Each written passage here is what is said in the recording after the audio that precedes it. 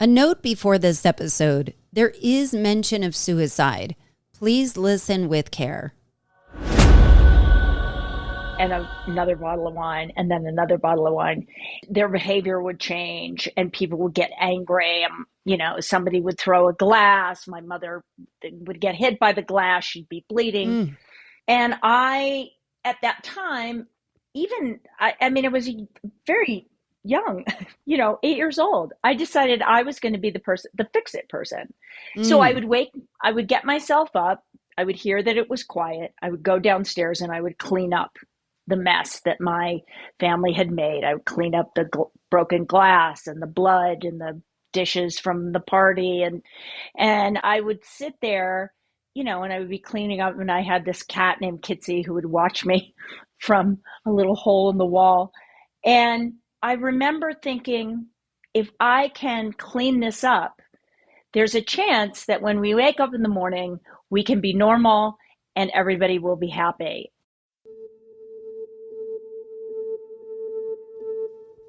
Do you remember the show True Hollywood Story?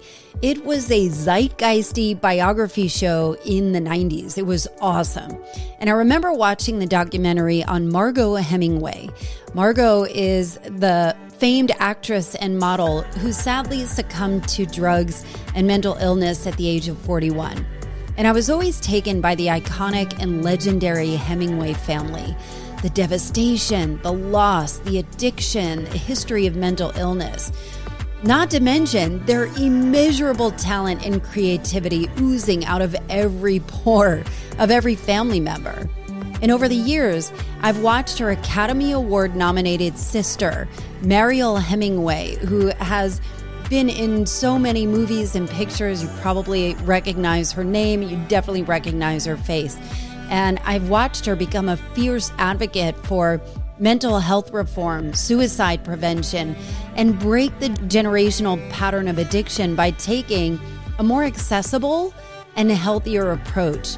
And she has taken on the task of creating a foundation, aptly titled the Mariel Hemingway Foundation, that seeks to help individuals navigate a more customized approach to mental health and get people the care they really need. I was really grateful for the work Mariel is doing and for taking the time to talk to us about how to take better control of our health. And I wanted to also quickly thank Paula Davis, who has pledged her support for this podcast at the Culture Changer level at patreon.com/Culture Changers. Paula, you are truly my girl, and I just love you. Here is my chat with the great Mariel Hemingway. I am so excited to welcome Mariel Hemingway, the legendary Academy Award nominated actress. Mariel, welcome. Thank you so much for having me. I don't know if people know what you've been up to. Some people may be familiar with the lineage and the family story, or have known you as an actress. You wear a lot of hats, I would say, in your life. And so I wonder if you could maybe give a synopsis of where you came from. You're the granddaughter of Ernest Hemingway. You've got a legendary family. Your sister is Margot Hemingway. But you have a dynasty that is one of the great American families that is known to have what they call a curse. I think you look at it a different way. But I'd love to understand a little bit more about where you came from. And then we'll dive in. Okay. No problem. Well, yes, I grew up, I've always been a Hemingway. I never knew what it was like to be anything but a Hemingway. But I grew up in Idaho, and my grandfather was Ernest Hemingway. So I had this kind of legendary kind of heritage that was looming in our family. And I think because of the grandeur of my grandfather's kind of notoriety and talent and creativity and, and personality and persona and all that stuff, it was a tremendous burden over the entire family, especially my father and his brothers, to be the son of one of the greatest writers of the 20th century. is a daunting and difficult thing to do. And I think it created, for my father, he drank too much. He did everything to, it was kind of how he was brought up. But I think it was a way to self-medicate and avoid the pain and the feeling of disappointment, and probably a father who was not the most present. Ernest Hemingway was probably not the most present dad in the world. I think that there was some disconnect owing to his own family history. His father had taken his life. His mother was very difficult and very challenging his entire life. So there's all these things, and to me, it's, I don't suffer under that. I don't think that I come from a curse, but it took me a lot of years to understand that you can change your trajectory in life. You can change the way you appear in the world and to the world by the choices that you make. And it's kind of interesting because we were talking and you're talking about, actually the way to shift the way people are in your community, in your life, is by changing yourself, by looking at yourself and taking care of yourself and really owning where you come from, what you have done, taking responsibility for the habits that you've had, taking responsibilities for choosing things that came from your family. So anyway, that is kind of why I was always on a life. I had a life course of really trying to become healthier and happier, but I didn't always do the right things. I did a lot of crazy things. Whereas my sisters were like, they drank and took drugs and did all kinds of things. My middle sister Margot took her life. My oldest sister had schizophrenia and still suffers schizophrenia and mental illness. So my thing was to be as healthy as possible, but I was so extreme that I turned healthy things into actually unhealthy things. But now I found an incredible balance, and I think that that's why I've come to where I am in my life, is that I created a foundation for mental health, but it's really about lifestyle. It's really about, how are you living your life? What are the choices you're making every day? How do you eat? How do you wake up in the morning? What are your thoughts? Do you take time for stillness or meditation? Do you pray? Do you and not as judgment and not as like, oh, you need to do this. It's just, are you paying attention to every aspect of your life in order for that aspect of your life to make you more present? Because when it comes to mental illness, I really do believe that we can be a part of the solution.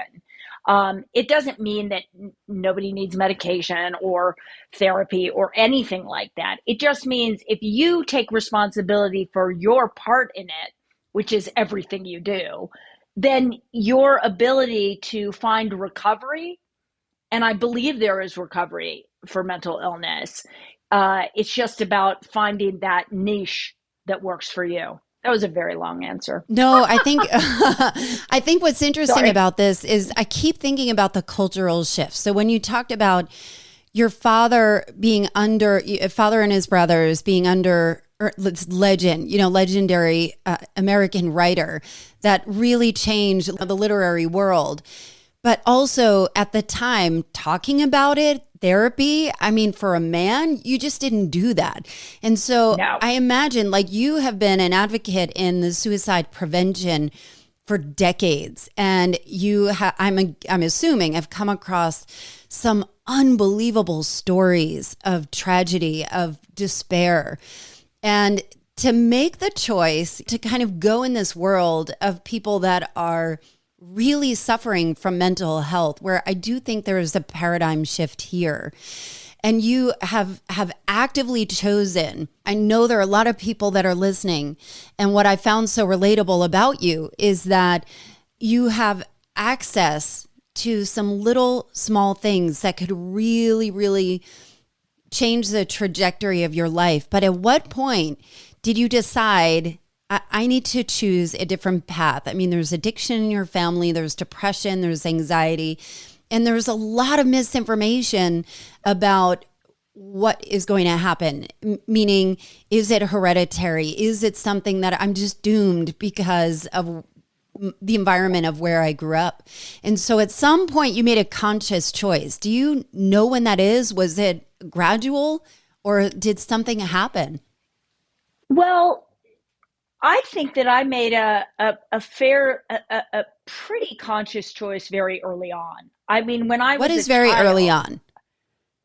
When I was a child, when I was 7, 8 years old, I watched my family, especially my parents, have, get-togethers or drink a bottle of wine, which pretty much happened every night, and another bottle of wine, and then another bottle of wine. And their behavior would change, and people would get angry. Somebody would throw a glass. My mother would get hit by the glass. She'd be bleeding. And at that time, I was very young, 8 years old. I decided I was going to be the fix-it person. So I would get myself up. I would hear that it was quiet. I would go downstairs and I would clean up the mess that my family had made. I would clean up the broken glass and the blood and the dishes from the party and, whatever. And I would sit there, and I would be cleaning up, and I had this cat named Kitsy who would watch me from a little hole in the wall. And I remember thinking, if I can clean this up, there's a chance that when we wake up in the morning, we can be normal and everybody will be happy. And I can remove all trace that this even happened. And I think there's a lot of people out there that chose as children to fix, right? Yes, I can imagine that's really relatable. Child. Yeah. And so I made that choice. I made that choice to be the fixer in the family. Now, was it right? No, I shouldn't have been making that choice at 7, 8 years old and on to 16. But, it was the choice I made. It also led me to making choices about my wellness. I didn't want to. I was actually very fearful when I did that movie that I co-produced with Oprah Winfrey called Running from Crazy. The reason I did it is because I spent a tremendous amount of my life being fearful that I would end up with a mental illness and I wouldn't even know where it came out of the blue. So I was on this, I was trying to dodge it. I didn't really know how, but I thought being healthy would probably be the best choice. Now, my being healthy was oftentimes obsessive. I was obsessive compulsive. I shouldn't use that term loosely because people that are really suffer from OCD it's very serious. Yeah. But I was definitely, I had to be ordered. I had to be in control. I ate a certain way. I did things a certain way. My life was very ordered. But I over-exercised. I had an eating disorder. I was a mess, basically. But it was a better... Sorry, here's my puppy. Who's that cute puppy? This is Daisy. This is my baby. Adorable. Anyway,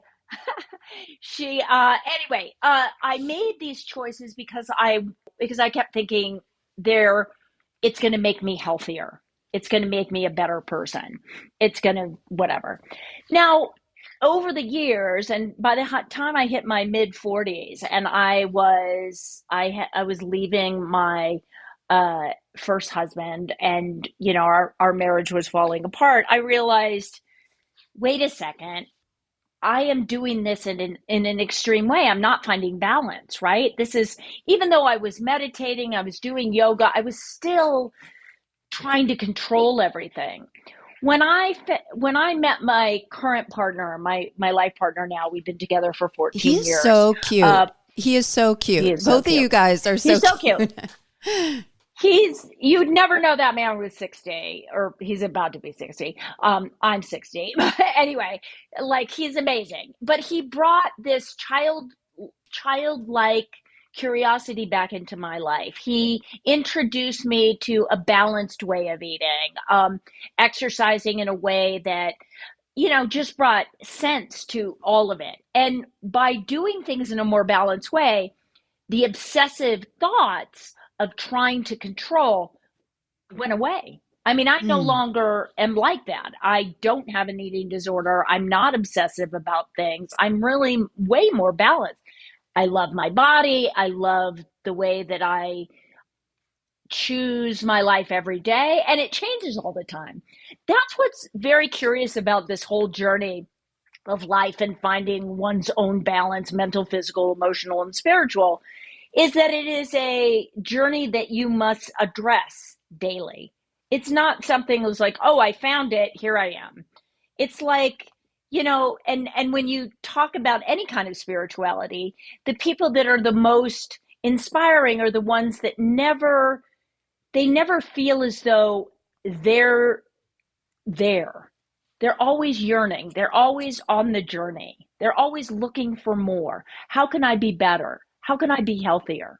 How can I be more aware? So it's very interesting. I remember watching your documentary, Running from Crazy. And I also struggled with disordered eating. My mother was really heavy, and I did everything to oppose that, right? Like, I overworked out, had Yeah. body dysmorphia, all of that. And I remember watching Running from Crazy a few years ago, and I was in a really high stress corporate sales job, and I'm a mother and a wife, and always have a lot of stuff going on, including this podcast and the blog. I remember watching it and seeing you in, I think it was Idaho, in the mountains, and earthing. And so you're a big proponent of earthing, which is, Yes. walking barefoot on the earth. And I have to do a little sidebar. I don't know how you hike barefoot, but we'll go back to that. But I remember thinking, oh my goodness, wow, that would be amazing if I could just really give myself permission to go out and walk, or go out Yes. and give myself that time. And so I wanted to address that with you, because you do have the luxury of having, of creating your lifestyle in a way that you are always accessible to nature. I live in the city. So I imagine other people may see that and say, my life is so busy. How do I get a taste of that? And I will say that I think about you every time I go out earthing. And so it has helped. But I imagine other people may ask you, Mariel, it's nice for you. It's nice that you can go to the mountains and do that. But how do you recommend people start? Well, first of all, let me tell you why I do it. Earthing, what happens when you have your bare feet on the earth, or you sit on a chair and just have your feet in the grass, right? Or on a bench, right? You don't have to go out walking. It's nice to be able to do that, and I'm fortunate to be able to do that. And I've worked it up. It wasn't always easy. It hurt in the beginning. I was like, what's this? How do you What's hike that? barefoot? Anyway, Yeah. I just, you do it. Bobby got me started, and we just started, and he did it, and he said that it would Doesn't be it hurt okay. your feet? It At first it can be challenging, but then you build up. I mean, remember when you were a kid and you were outside and you were always barefoot, and Yeah. you never even think about You it. didn't care. Anyway, Right. it gets to that point where you don't feel it in the same kind of way. Yeah. Now, nobody's asking you to go out on a trail where there are rocks or sticker bushes or whatever, which I do. Nobody's asking you to do that.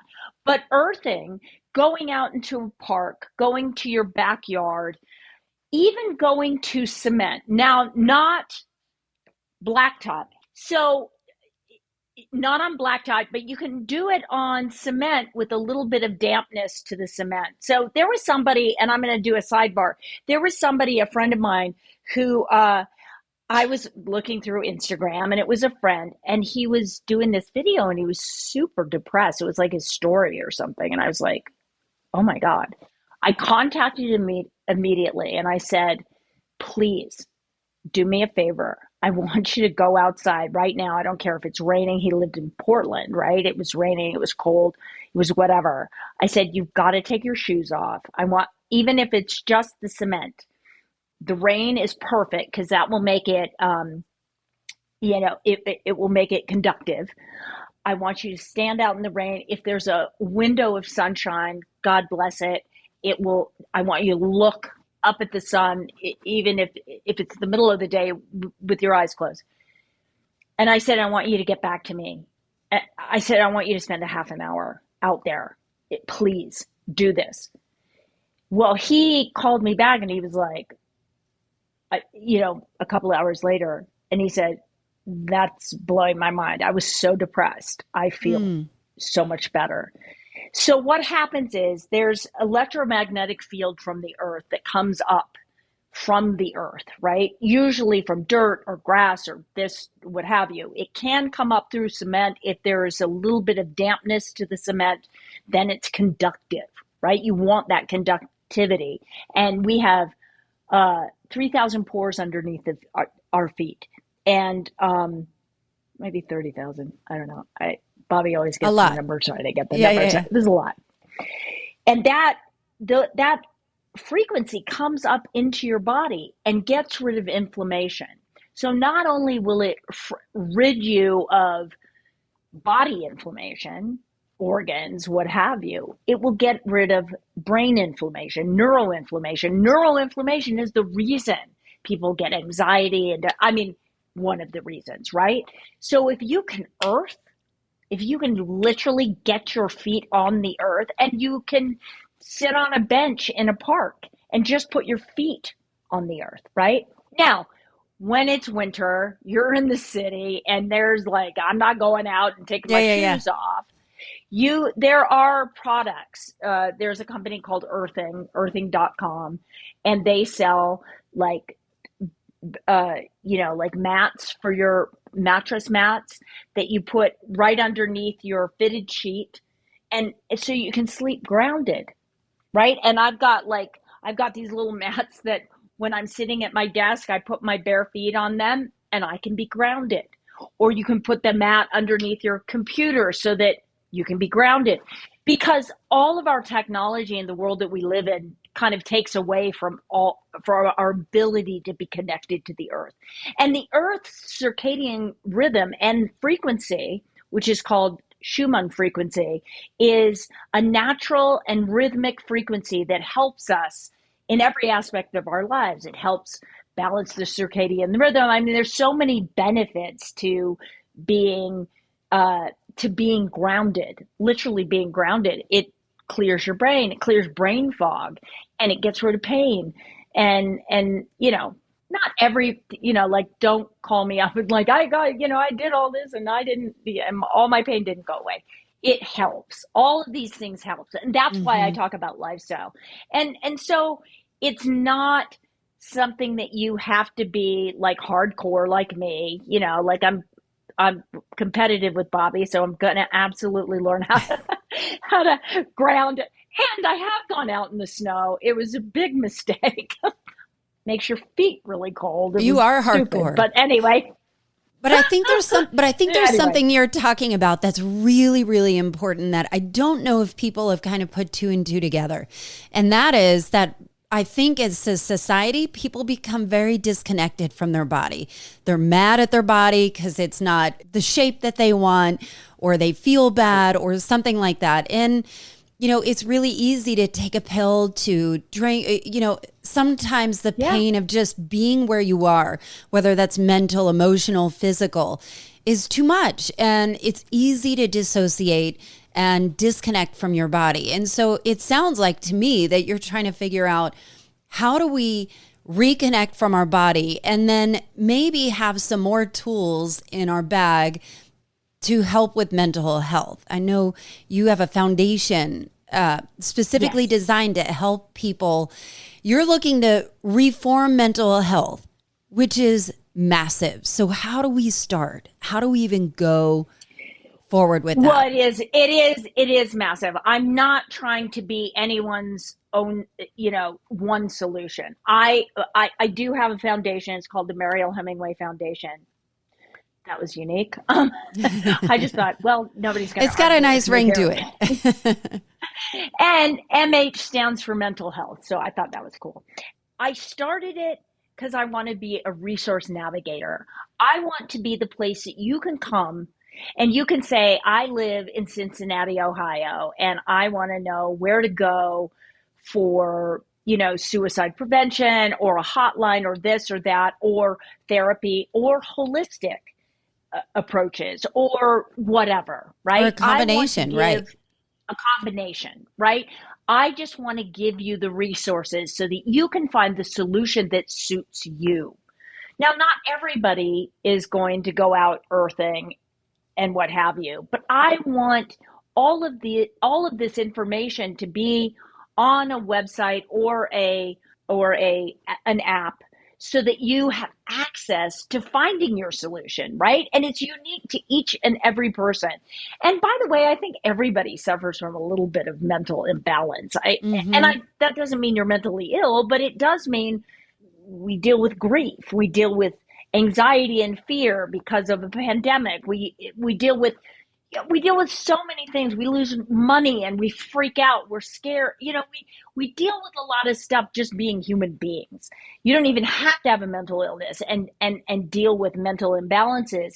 And people need to know that there's guidance out there. There's solutions for whatever is going on in your life. So I have taken on kind of a daunting thing.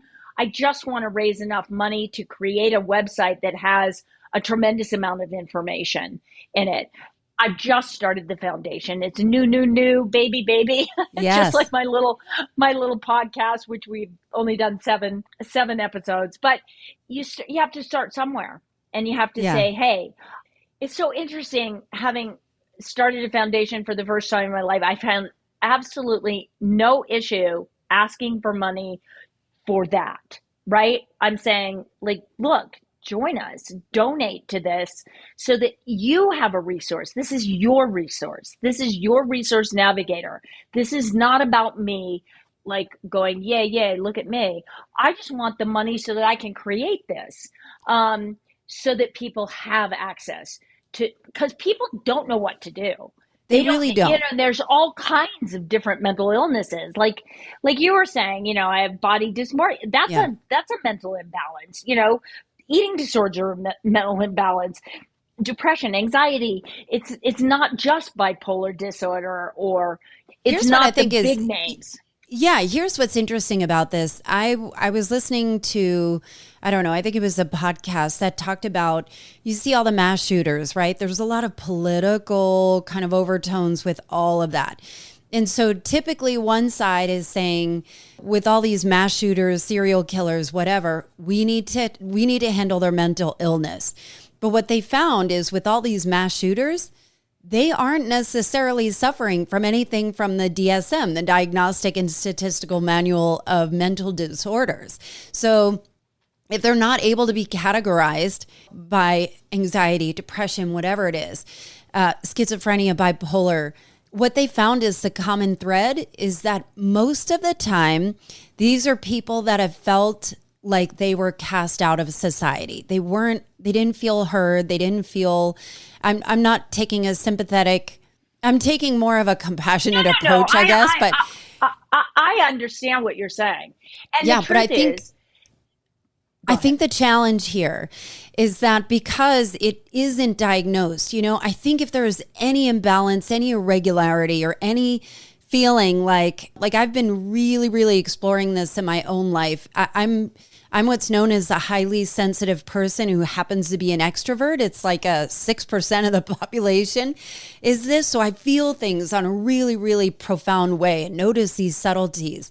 And there are a lot of times when things that are kind of small may take me down. I'm thinking there's something imbalanced here. There's something I need to work through. And so a lot of people will say, I'd love to find a therapist, but insurance. I don't know who's good. I don't know who is going to just put me on some drugs. It's really hard. So how do you begin navigating that? What is your vision for this app or this foundation? My vision is to, again, just give you the options and then help guide you towards finding what option is going to be best for you. One thing I do know, your lifestyle choices are always going to make a difference. Those don't change. We all have to eat. We all have to exercise. We all have to drink water, breathe air, and take time to be silent or still, right? Those 5, or there's 7 things, you also have Tell to me about the sleep. 7 doctors. This is perfect because you had done, in your podcast, Out Came the Sun, right? You have a book, Out Comes the Sun. Out Came the Sun. I have a book called Out Came the Sun, and the podcast is Out Comes the Sun. So Out Comes the Sun, giving a sense of hope that the sun is coming. Yes. But you talked about the 7 that only see darkness. I talk about the 7 doctors because I think they're pivotal to creating mental balance, right? They're lifestyle choices. The 7 doctors are Dr. Sun, Dr. Air, Dr. Water, Dr. Exercise, Dr. Nutrition, Dr. Earth, and Dr. Rest. They are available 24 hours a day, 7 days a week. And you have total access to them at all times. And people don't realize that. So those doctors can help keep you from having to go to the guys with the white coats, and take something that may not be a solution. Now, it doesn't mean that, sometimes medication is a good kind of Band-Aid and it gives you a break from psychosis or tremendous anxiety or deep depression. But I think for the long-term solution, one has to look at the lifestyle choices. And some of the greatest, I've spoken around the country at many different foundations that really do know the benefit of lifestyle and how, what you do is just a cornerstone to finding your mental health and mental balance. But to think that there's one doctor and one pill and one this, one that, without you taking responsibility for how you show up in the world, I think it's like anything else. It's like having any disease. If you have heart disease, you have to eat differently, right? Why do we not think that when it comes to mental health, you don't have to change something in your life that is not working? You've got to find things that work for you and that are healthy and balanced. And so it's negotiating all kinds of different things. I would love to talk about this for a minute because I know that those who are listening may feel this in their own life. And then you may think about your loved ones that may not be treating themselves well enough, right? Like you see them suffering, you see them sick, and you're like, put the pizza down. You know what I mean? Like you can leave the tub of ice cream. And I wonder about, some of those are mindset. Like I think about my mother who really did struggle with depression, and we're like, put it down, like go outside, go for a walk. And it just was so daunting for her. Like I think even just the depression. So I'm wondering about it can be frustrating when you can see this with a loved one. So how do you go about changing their mind? And I will say, even if you have a chance to kind of talk through it today, or for a listener to go and listen to the episode on Out Comes the Sun podcast. Out Comes the Sun. Yes. One of these days I'll get it. I had most of the words right, but there is an episode on the 7 doctors. And what I thought was so interesting about it is that there are practical reasons that literally changed my mind, like even breathing. Yeah, no shit, right? Yeah, I need to breathe. I should meditate more. I think the no shit part is the part that I'm kind of trying to address. But when you and your partner, is her name Michelle Yamaguchi? Is that right?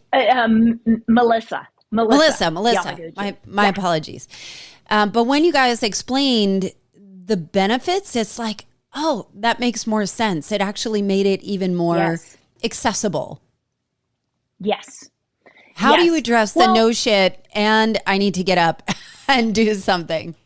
well, you need to get up and do something. And when you think of somebody like your mother who was, super overweight, what is the pain that she's covering up? What is Yeah. that weight covering? What trauma caused her to say, I'm going to hide? Because part of, like when it comes to mental health issues, a lot of it is a feeling of isolation, but also self created isolation because of shame and trauma Mm-hmm. that happened to you as a childhood.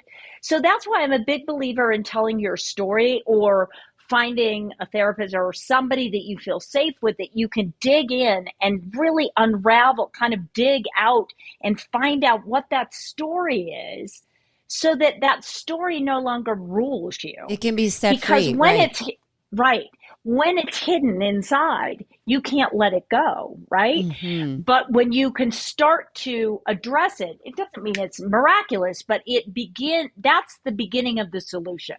That's when you're able to free yourself, because once you realize the story is a story, the trauma is in the past, it can no longer hurt you in this moment, then you can begin to make different choices. Then you can say, oh, maybe I don't need that tub of ice cream. Maybe I can take a gentle, easy walk and just start slow. And it's not about shoulds, and it's not about feeling bad or shamed about not having done it. Who cares? You're Mm. always one moment away from making a better choice in your life, right? You can always make a good choice. You can always, like, in the next 5 minutes, make a good choice for your health. And that and be applauded for that, or applaud yourself, because it's the little things that we do.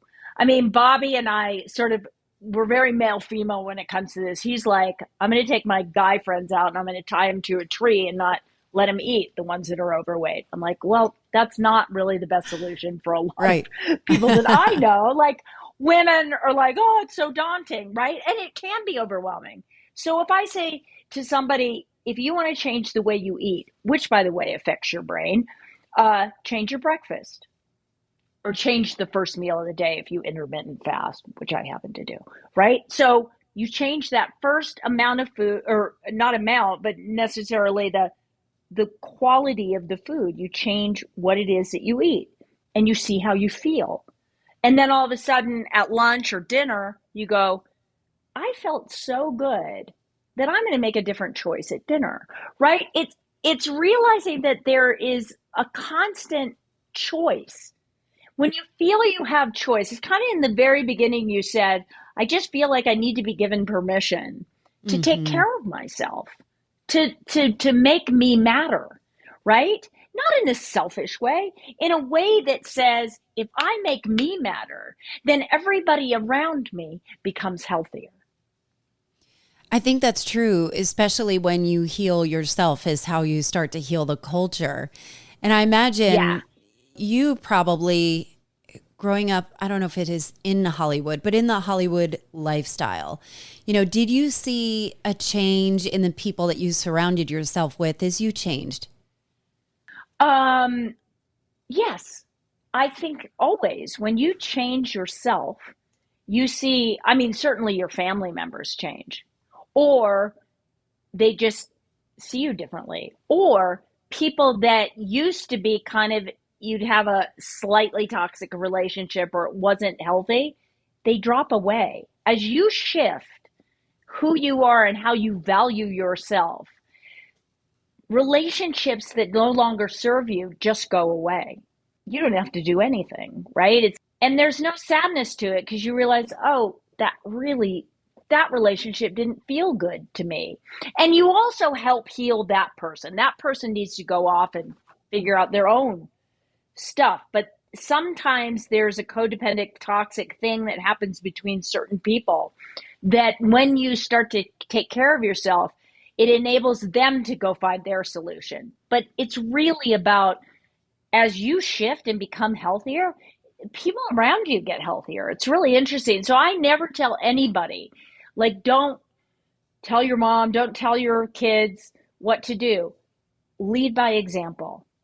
If you Mm. want your kids to eat well, eat well. If you don't want them to drink, don't drink. If you don't want them to do certain things, don't do it yourself. We have to, I mean, it's obvious, especially with children. They It's do very what you challenging with do. this. It's Yeah, very challenging. I'm yelling that's at a the rough kids to one. get off, to close the screens Yeah. while I'm texting on Facebook or Yeah. something. It's very challenging, but if you give yourself as a family, like, okay, I get it. We're all going to be on technology because that's just the way it is. But by 8 o'clock or at dinner time, and then 1 hour after dinner time is over, that phone goes off, right? Everybody, all of us, we make a rule. It's either 8 or 9 o'clock, and we just all turn it off, right? If we all make those limits, I think that that's important. Technology is not going to go away, but limiting it is a healthy and good thing to do. And you can do it. You can make it. You can just draw lines in the sand, right? Unless they're really well into their teenage years. That's a little Yeah, rough. that I one know is that. hard. I remember. Yeah. So what do you know that you wish other people could know? I wish that people would know that they're not alone, right? I wish that they knew that their suffering is not only theirs, right? And I don't mean to take away from their pain, but just to say you are not alone. There are so many people out there feeling exactly like you, and they're confused too, and they're thinking that there's no solution, but there is. There's always a solution. Where do you go when you feel that way, if you feel so alone? I mean, for me, when Yeah. I feel isolated and alone, I'm a big meditator. I meditate and I pray. And I also, like, exercise for me is huge. I ground, I exercise outside, and I do cold plunges and saunas. I mean, there's a lot in lifestyle choices that can, raise dopamine levels and adrenaline, which turns on dopamine receptors, and these are great things. But you got to know them. You got to be educated. I think just saying to somebody, look, there's a whole bunch of solutions out there, but you got to educate yourself. So let's start slow. Let's start here. Let's start with how you start your morning, right? Let's start with one of those 7 doctors. Do you even know how to breathe well, right? Can you Seems talk? pretty. You had a guest named Biet, right? And Biet. Yes, Beat Simpkin. Beat Yes. Simpkin. She's amazing. She was a really great guest, and I think I was really blown away with the benefits of breathing, and whether it's breathing like through your nose has like actually gives you energy. Can you talk for a second about that? Because I thought that was really profound. Absolutely. Breath is, you can go for several days without eating. You can go for a few days without water, but you can't go but a few minutes without breathing, right? So breath is so incredibly important. Breath is life, right? And in all kind of spiritual practices, breath is such a powerful, like, you take 3 inhales and exhales, it changes the way that you think, right? So if you learn how to breathe, that's a great way to find mental balance. But it just is so profound. Breath is so amazing at changing the way it gives you energy. It changes the way you're perceiving things. And that's why you see every show that you see, somebody's having an anxiety attack and they're like, take a deep breath, right? Yeah. There's logic to that, though, especially nasal breathing. I think people don't realize how important it is to breathe through our nose. It's this incredible, it's almost like an organ, the nose. The breathing through the nose is a really powerful place. And a friend of ours, Bobby and myself, we have a friend named Zach Bush, and he has this thing called ion biome, which is it's a nutrient for the microbiome.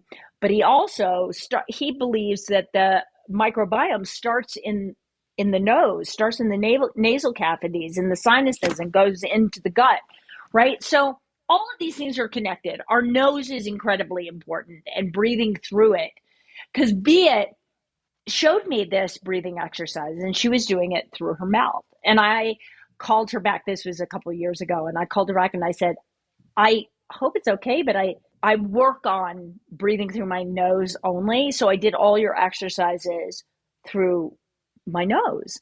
And I found it to be more powerful for me. It was, more beneficial. And she was great. She was like, babe, whatever gets you there. Right.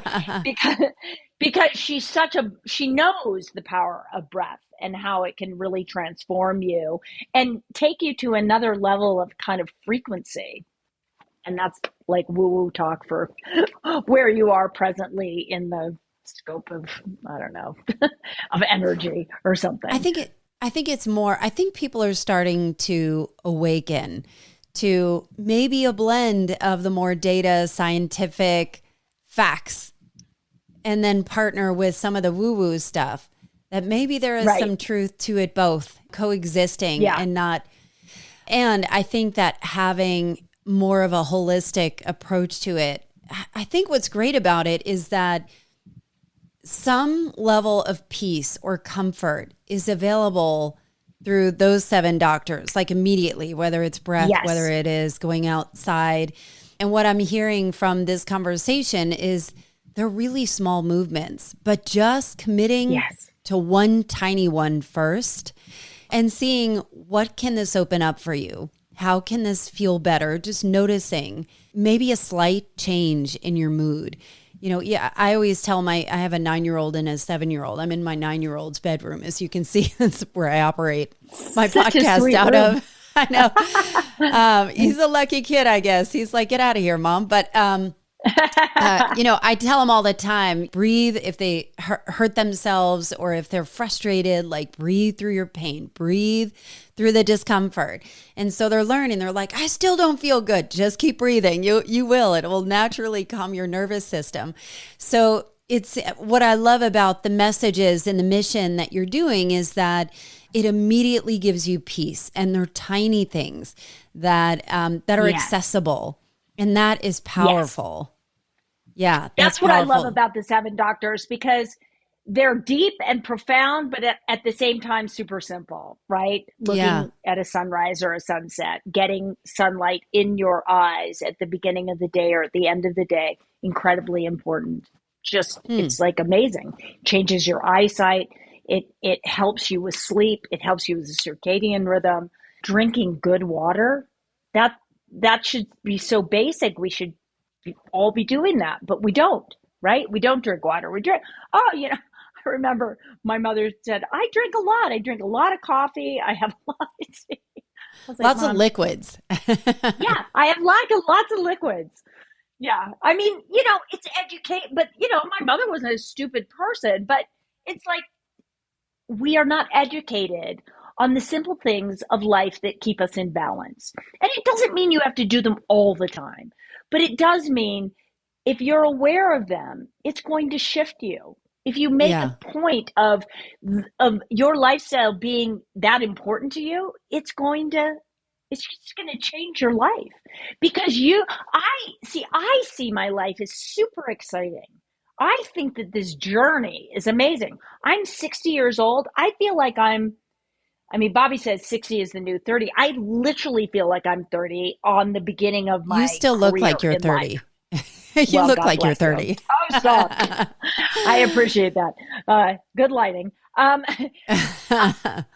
Honestly, I do take very good care of myself. And it is important for me to look good, but look good from the inside kind of out, right?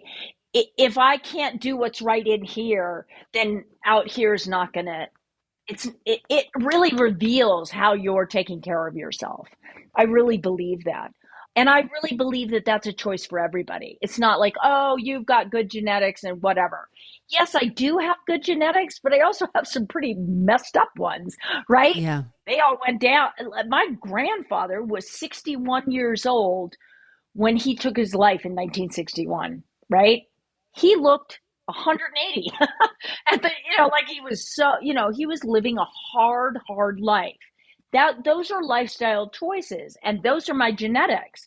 But I say, no, I want to change that, even though he was an incredibly great looking man in that way, because he was grizzled and, fabulous. And that's how we see him. But I think, God, he was my age when he died, and he literally, white beard, white hair. He went through so much trauma, and, it was a different time. There was not this knowledge of how we can care for ourselves and how that affects the brain. I think what is fascinating about you and what is inspiring about you is breaking the generational trauma, breaking that you have a choice, that you feel better. And I wonder how many people have kind of given up or just assume this is just who I am, where I am. And even like watching your documentary about Margot, your sister, that she idolized your grandfather and just almost wanted to be like that fun party girl and that person that was going to party hard. And it got her, it just got her in a different way. And I think it takes a tremendous amount of courage to maybe go a different path, and giving accessible tools that are easier or simpler to implement, just little by little, chipping away, makes such a big impact. And for that, I'm really grateful for you sharing your story with my audience. How can people contribute to the Mariel Hemingway Fund or get in touch with you? Absolutely. So the Mariel Hemingway Foundation, it's Mariel, Mariel, Hemingway, Hemingway, foundation.org. And you can go there and you can donate. You can donate through Zelle, through, Venmo or whatever. And I promise you that whatever funds you give us will go towards either, keeping the podcast going, but also trying to create an app and a website where I can really give people, not me, I will have technology people that will figure this out. We'll find all the greatest solutions, but I have done a tremendous amount of research, and I have a lot of information that I want to share with people. So I'd love for you to do that. You can also follow me on @Mariel Hemingway on Instagram, Twitter, or the Mariel Hemingway official fan page, which is me. There's no secret person doing any of it. It's just me. I love it. Well, thank you so much, Mariel. What an extreme pleasure to have you on. Thank you so much for having me. I really, really am grateful. Can we talk about how excited I am that I got to have Mariel Hemingway on my podcast?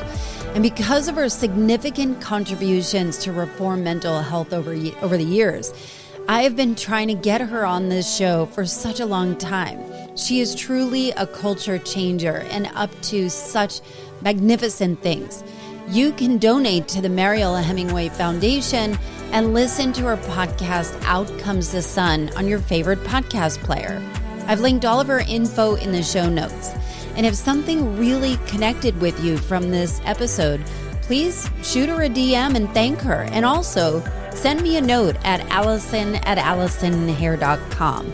I've linked all my info in the show notes. I love to hear from listeners. If you'd like to get these episodes ad-free and early, go to patreon.com/culture changers. Thanks for listening, and I'll see you next time.